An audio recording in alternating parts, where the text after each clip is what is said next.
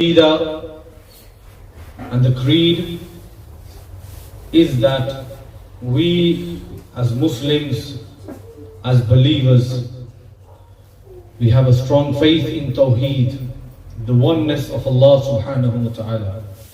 We believe that there is no other deity to be worshipped other than Allah. And the second part of our belief is that we believe in Muhammad sallallahu alayhi wasallam as the final messenger and the last prophet of Allah subhanahu wa ta'ala sent to mankind. There cannot be any prophet, any sort of prophet, any type of prophet after Prophet Muhammed sallallahu alayhi wa sallam. This is the aqidah, this is the creed. Say subhanallah. So this is the creed, inshallah, which our distinguished guests will also follow upon. The reason is very clear, that Allah subhanahu wa ta'ala has mentioned in the Quran, Al-Yawma akmaltu lakum deenakum wa atmamtu alaykum ni'mati wa raditu lakum al-Islam deena. And a very clear verse of Surah Al-Ahzab, where Allah subhanahu wa ta'ala says, Ma kana Muhammadun aba ahad min rijalikum walakin Rasulallahi wa khataman nabiyyin. That Muhammad sallallahu alayhi wasallam is not the father of any of you men, but rather he is the messenger of Allah, wa khataman nabiyyin, and he is the seal of all the prophets. Very clear.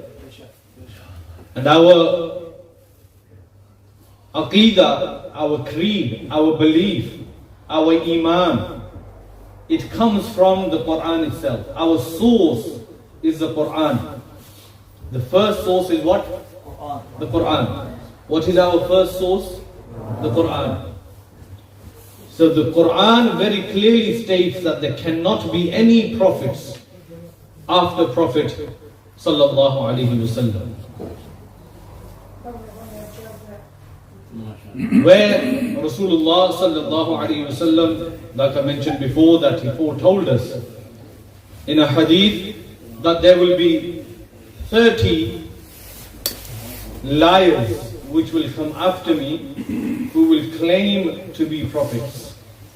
But be aware that I am the last of all the prophets. Say subhanallah. I am the last of all the prophets. La nabiyya ba'di. There cannot be any prophets after me. So this aqidah, this creed is essential. And the reason for the highlight of this second topic of today's event, the aqidah Khatm al-Nubwwat, is that we are marking 50 years of this aqidah being constituted in the constitution of Pakistan, where in 1974 the ruling party and all the members of the parliament of Pakistan, they unanimously agreed and made it a part of the law of Pakistan that anyone who believes that there is or there should or there will be a prophet after Prophet sallallahu alaihi wasallam is regarded a minority in Pakistan, a religious minority, meaning that they cannot call themselves Muslims They cannot call their places of worship masjid. They cannot call any of the Islamic traditions or give the names to their traditions as Islamic traditions. So this was a great turnover or a turning point in history, where the first country in the world made it part of their constitution that anyone who believes in a prophet after Prophet sallallahu alaihi wasallam, that they should be regarded as non-Muslims. So it has been 50 years, but bear in mind, and this was one of the I'm going to copy and paste rather one of the slogans or one of the sentences this Allama Sahib he mentioned in the last week Tajdaare Khatm Nubwwat conference in London.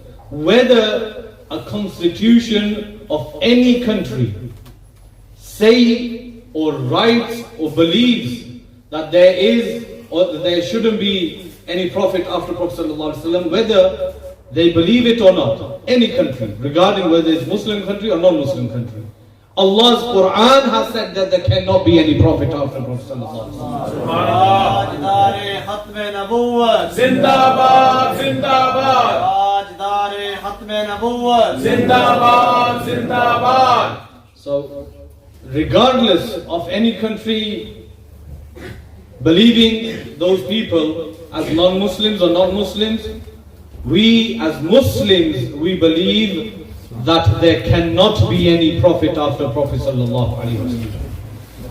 So this is, alhamdulillah, one of our aqidah, one of our integral part of our iman and faith. And anyone who disregards this verse of the Quran cannot call themselves Muslims. The Qadianis or the Lahoris or Ahmadis, they call themselves all these names that they are given to them. They are thieves, they are robbers, and they cannot be called anything else.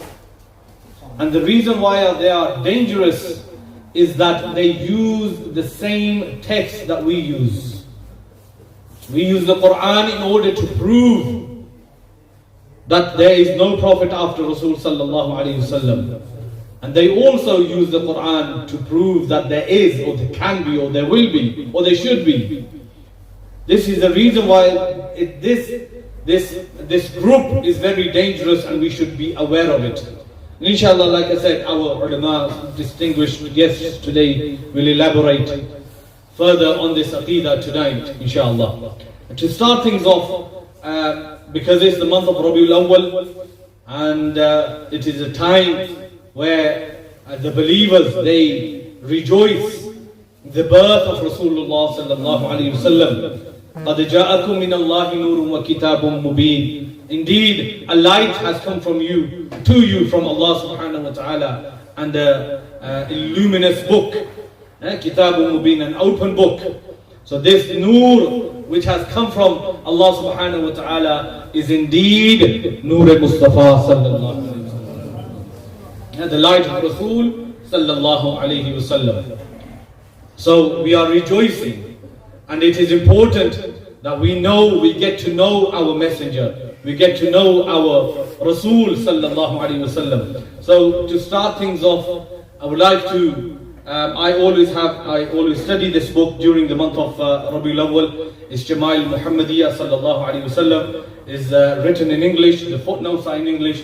I highly recommend that everyone gets hold of this book and reads it and studies it, so that they can learn and they can picture Rasulullah sallallahu alaihi wasallam in their mind.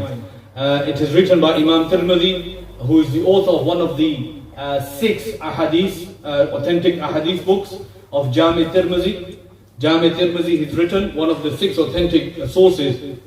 In his Jamia, at the end, he has compiled ahadith which denote the character of Rasul sallallahu alaihi wasallam, which denote the outer appearance of Rasulullah sallallahu alaihi wasallam, which denote the ahadith which tell us how Rasul sallallahu alaihi wasallam walked, how he talked, how he ate, what he ate, right? What he wore. All these ahadith are compiled, in the last part of Jamia Tirmidhi in Al-Shama'il Muhammadiyah. And tonight I would like to recite, whether you understand it or not.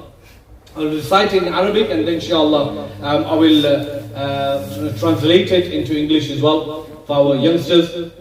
That whether we understand or whether we don't understand Arabic, we know that this is the praise of Rasulullah sallallahu alaihi wasallam, and it should enlighten our hearts. It should move us from inside, that whatever is being mentioned, whatever is being recited, is in the Naat of Rasulullah sallallahu alaihi wasallam. Right? The only channel that will lead us to the divine himself is Rasulullah sallallahu alaihi wasallam. There is no other channel. A lot of people say we go direct to Allah. There is no, if Allah subhanahu wa ta'ala wanted to speak directly to us, or He wanted us to directly speak with Him, then would have sent messengers. It's not impossible for Allah subhanahu wa ta'ala to speak to mankind. But He chose Rasuls and Prophets to do this job. To connect people with Allah subhanahu wa ta'ala. And today if anyone says that we can bypass the Prophet sallallahu alayhi wasallam and reach Allah, then he is mistaken. Right? He is in darkness.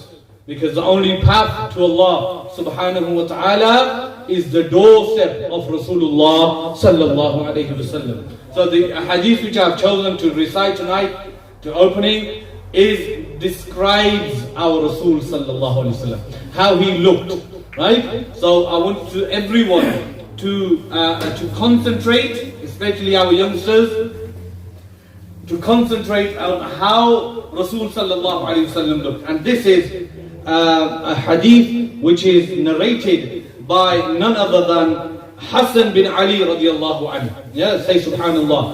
Was the grandson of Rasulullah sallallahu alayhi wasallam. He mentions Anil Hassan ibn Ali sallallahu alayhi wasallam radiallahu ta'ala anhuma قال سألت خالي هند بن أبي هالة وكان وصافا عن حلية النبي صلى الله عليه وسلم وأنا أشتهي أن يصف لي منها شيئا نتعلق به فقال كان رسول الله صلى الله عليه وسلم فخما مفخما يتلعلع وجهه تلالع الكمر ليلة البدر أطول من المربوع وأقصر من المشذب عظيم الهامة رجل الشعر إن انفرقت عقيقته فرقها وإلا فلا يجاوز شعره شحمه أذنيه إذا هو وفره أزهر اللون واسع الجبين أزج الحواجب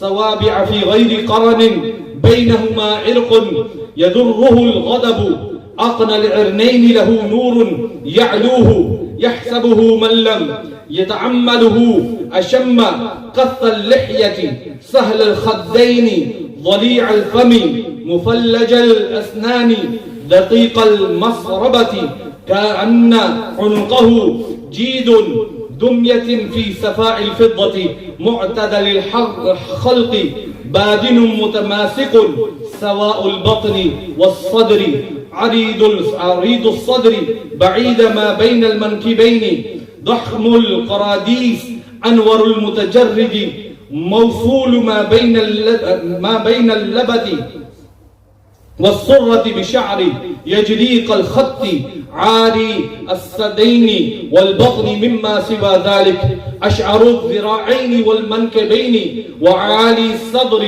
طويل الذندين رجب رحب الراحة شأن الكفين والقدمين سائل الأطراف أو قال شائل الأطراف خمسان الأخمسين مسيح القدمين ينبوع عنهما الماء إذا زال قلعا يخطو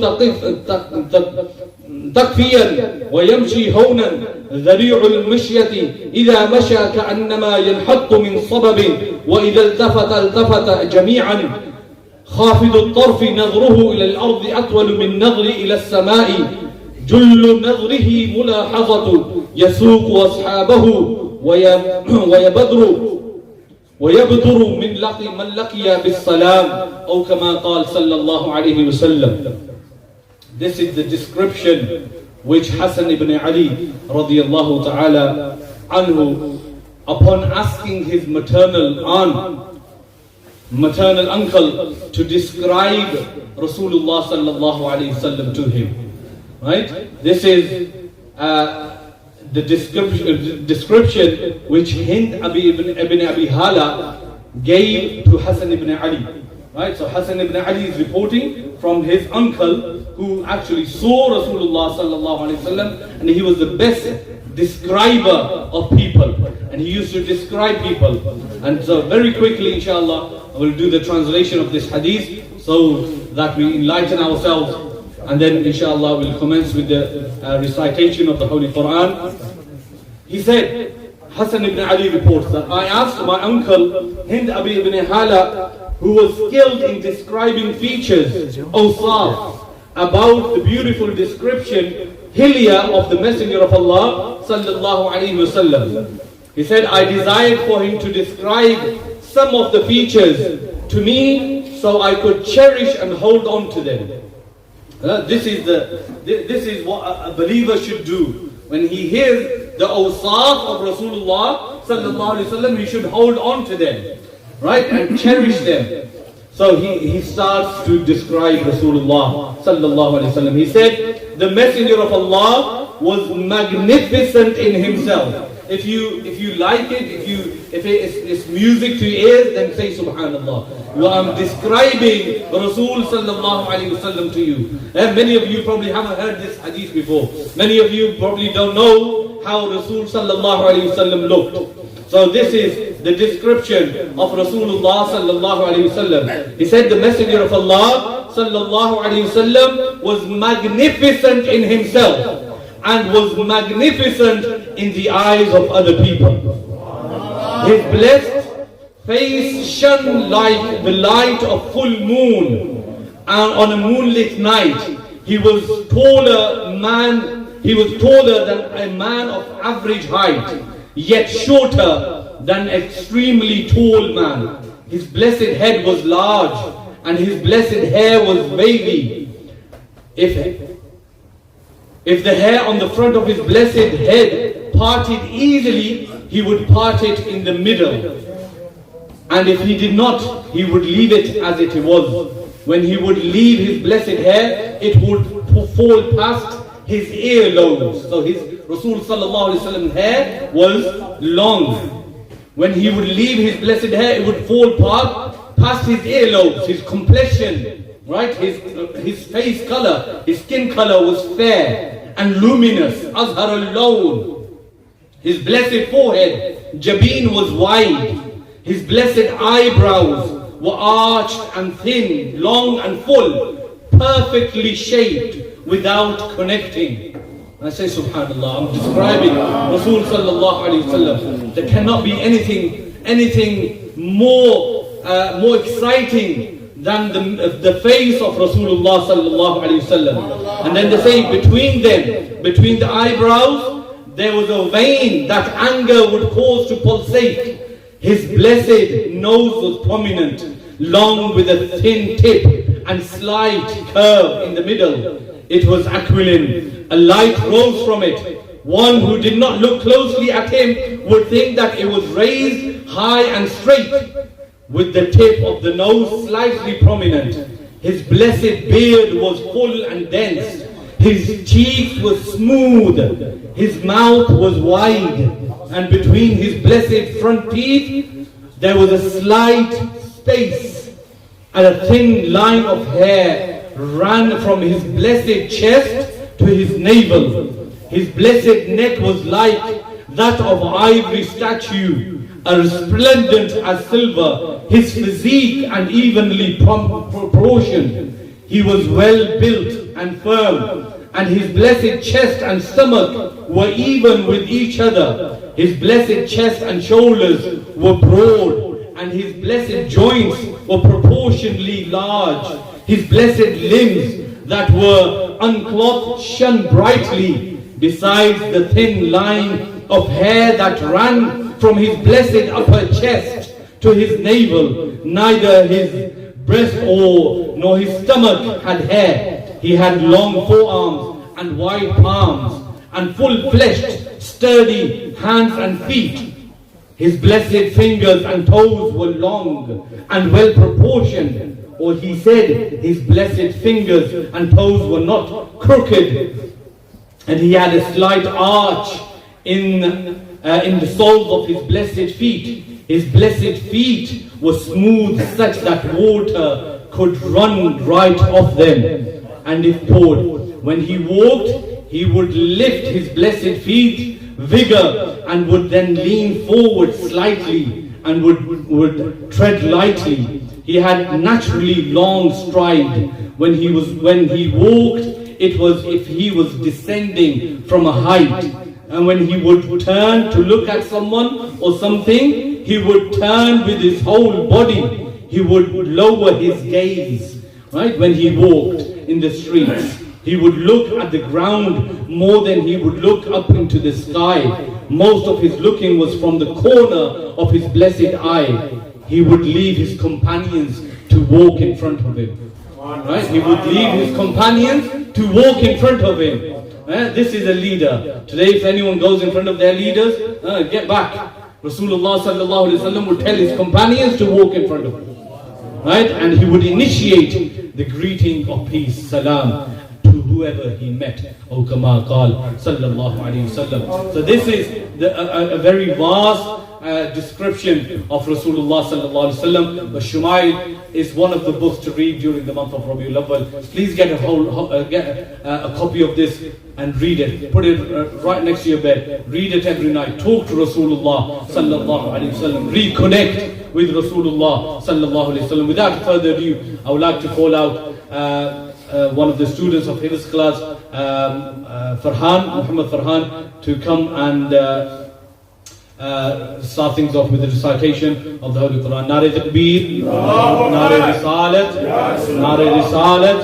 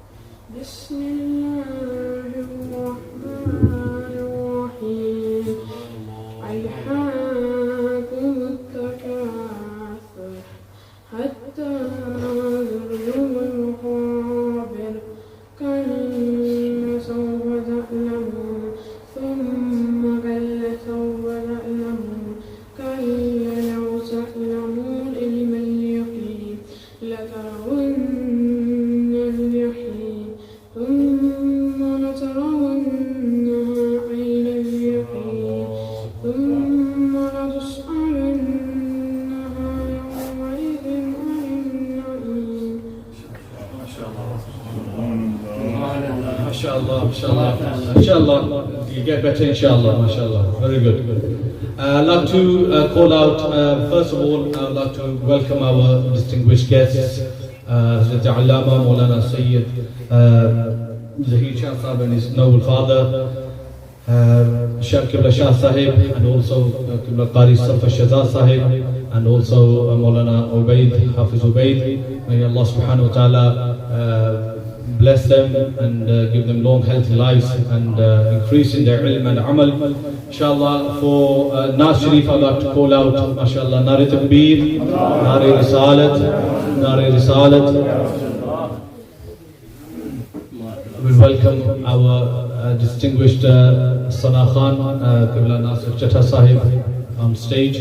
I'd like to call out Sayyid Zahir Shah Sahib to come and recite Qasida Burda Sharif and short Naat Shareef, inshallah. And then we'll take that.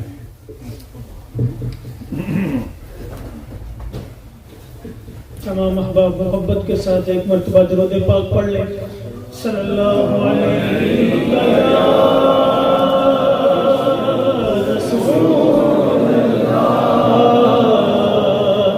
वसल्लम अलैहि या हबीब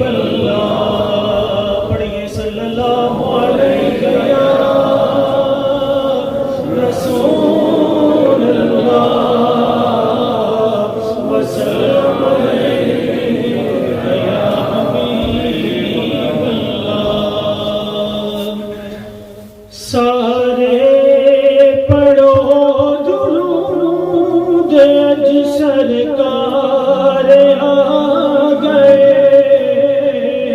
مل کے پڑھ لو وہ سارے پڑھو درود اج سرکار آ گئے دنیا تے دو جہان دے مختار آ گئے